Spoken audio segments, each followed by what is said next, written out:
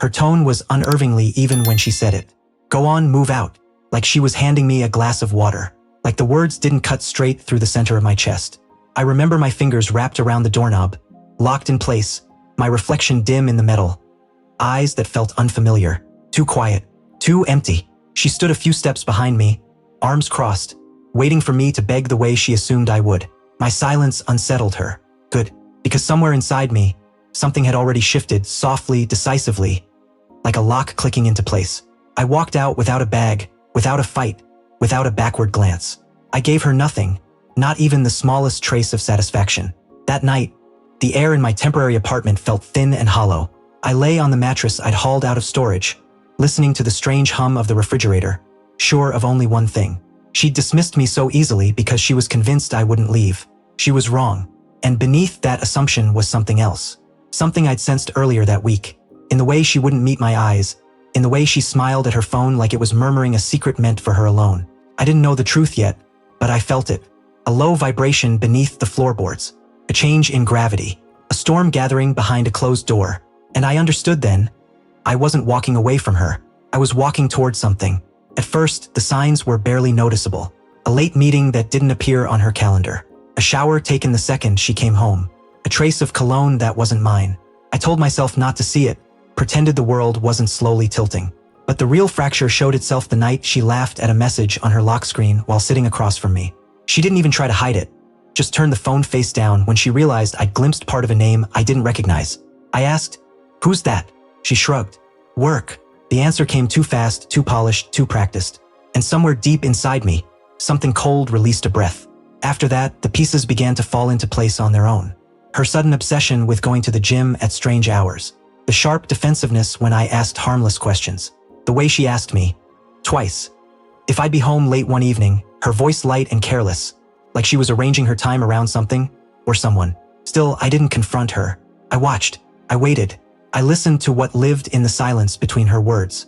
She thought I was distant because I was wounded. I was distant because I was calculating.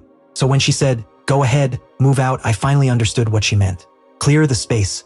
Make room for her decisions. Don't look too closely. She didn't realize I already was. The first thing I did after leaving was log into our shared phone account. She'd forgotten I still had access. A list of frequently dialed numbers appeared. One immediately stood out. Late-night calls, long durations, a repeating pattern. A man. Younger, judging by the social media trail tied to the number. My stomach didn't twist or burn. It went still, like a stone sinking into calm water. I ordered a DNA test, not for a child but for myself, to steady the part of me that needed facts instead of guesses. I had to know whether my instincts had become paranoid or prophetic. Then I began mapping her routines quietly, carefully. Her gym visits followed a schedule that lined up with the man's location tags. Her lunch breaks coincided with his absences from work. Her moods rose and fell as if she were juggling two lives and failing at both. I collected evidence without panic, without desperation, only precision. Screenshots, location histories, bank statements showing meals for two on days she claimed she hadn't eaten. Each piece felt less like a shock and more like confirmation of what I'd already accepted. Through all of it, I didn't call her. I didn't ask a single question. She thought I was sulking in silence. In reality, I was constructing a truth she wouldn't be able to outrun. The final proof arrived in a plain envelope. Phone records, subpoenaed through a legal request I'd filed days earlier. She never imagined I'd move that quickly. The picture was unmistakable. Months of communication, dozens of meetings.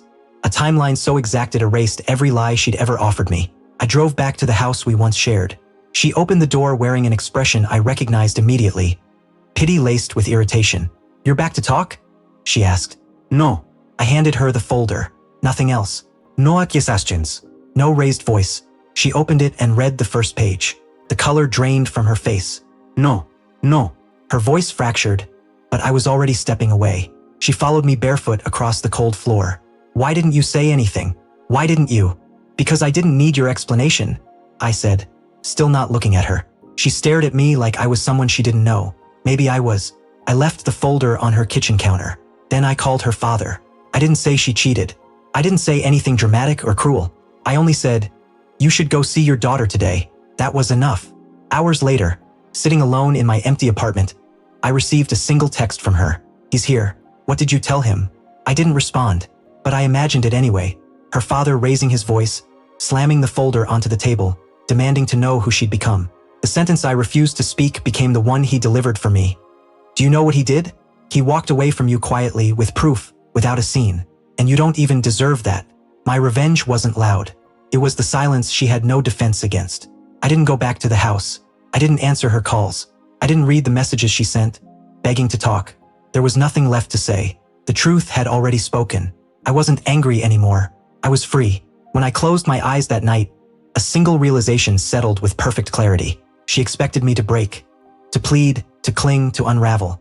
Instead, she watched her lie collapse in front of the one person whose disappointment cut deeper than my leaving ever could.